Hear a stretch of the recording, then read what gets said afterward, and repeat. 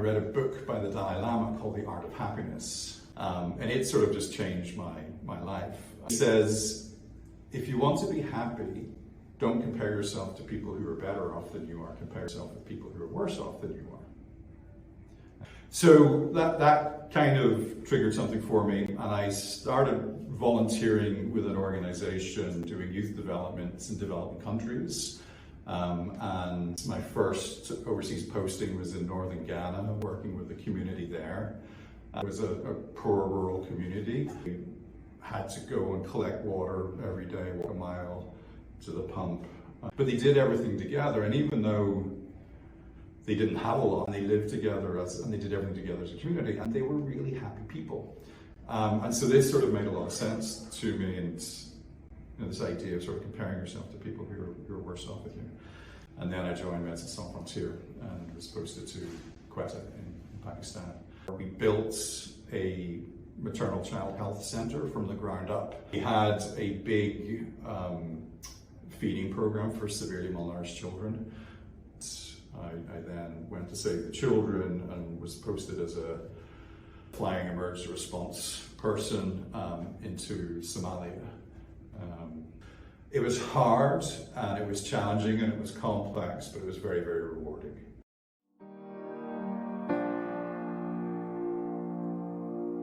The biggest challenge is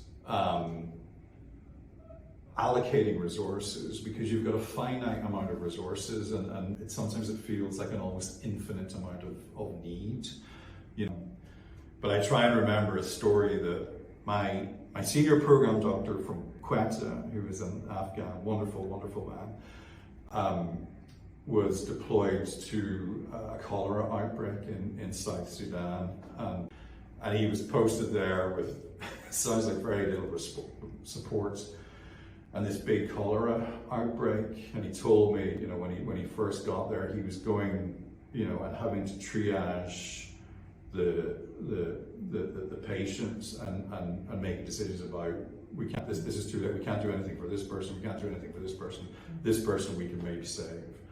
And making those sort of immediate life and death decisions about allocating what resources that you've got, so it puts it into perspective a little bit.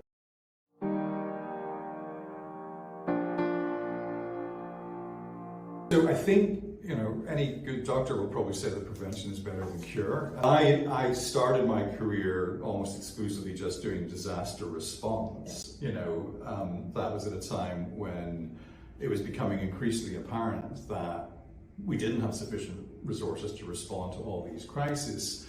And so we needed to start thinking about disaster risk reduction and mitigation. The percentage of the overall aid budget that goes to disaster risk reduction is still very, very small. But we do know that the return of investment is quite large. I think we can put this into perspective with something like COVID. There's some estimates to say that the overall impact, the overall cost impact of COVID over 5 years is as much as $82 trillion globally. So that clearly, shows that there is an argument for trying to prevent and to mitigate things up front.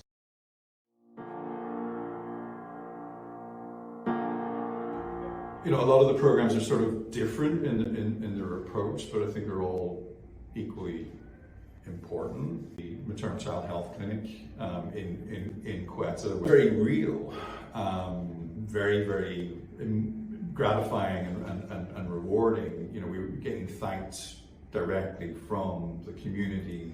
The poverty and the lack of resources is really hard to describe this, and the impact that then has in terms of families want to have as many children as possible. Girls are getting married at a very young age and getting pregnant and having babies at a very young age.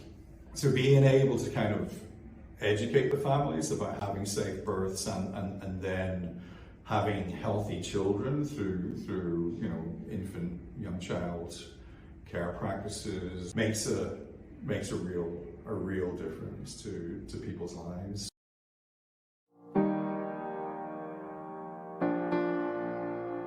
I think the really important thing to point out that is that while the risk is increasing, it's national staff, it's our national staff colleagues who are bearing the brunt of the risk. The number of victims of attacks on humanitarian workers are overwhelmingly national staff. So we've really got to be cognizant of that and do everything that we can to keep our national staff colleagues safe.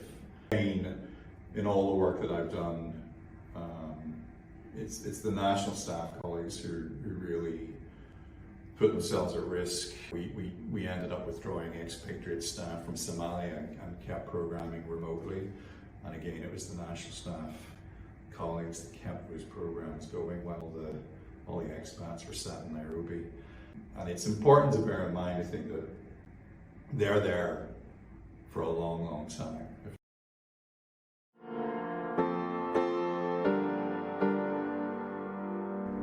To make it successful, to make it sustainable, to make it impactful, it really means listening to the local community and creating as much local ownership as possible. Access the community, how you involve the community in the programming, I think is the most important aspect to how you make something sustainable and successful in the long term. It's not just bringing sort of the global expertise to the local level, it's bringing all this local learning from all the different programs that they work in up to the global level and aggregating it that way. I certainly think it's very valuable, and we need to make sure that we leverage those learnings, connections and expertise as best we can.